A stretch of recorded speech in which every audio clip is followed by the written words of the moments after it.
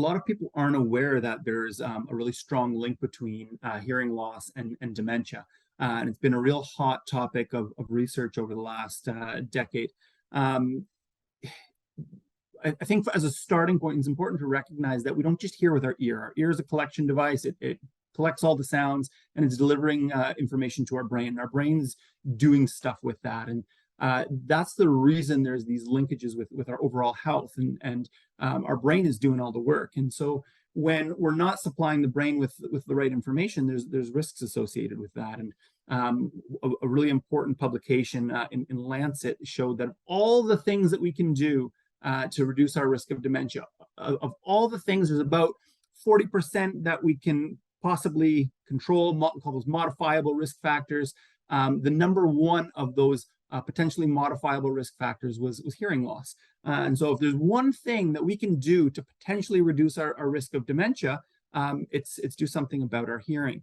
And the reason for that linkage isn't 100% clear. There's a couple strong reasons. One is that if we're having to work harder to hear, that's forcing our brain to work a lot harder. And you can see that in a noisy cocktail type of environment. You're on the edge of your seat and you're dialed in and you're having to work a lot harder.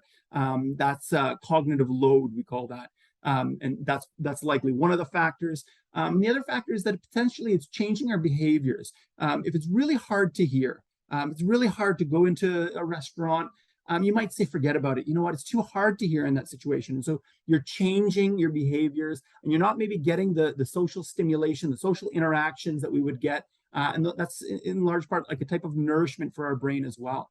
And so when we're deprived of those two things, that nourishment for our brain, or we're having to overtax our brain, that could be paying a tax that results in an increased risk of dementia. And one thing that's fortunate is some of the studies are showing that when we do something about it, so treating your hearing with hearing aids, for example, can reduce your risk back to the general population. And so the good news is that it's actionable. There's something we can do.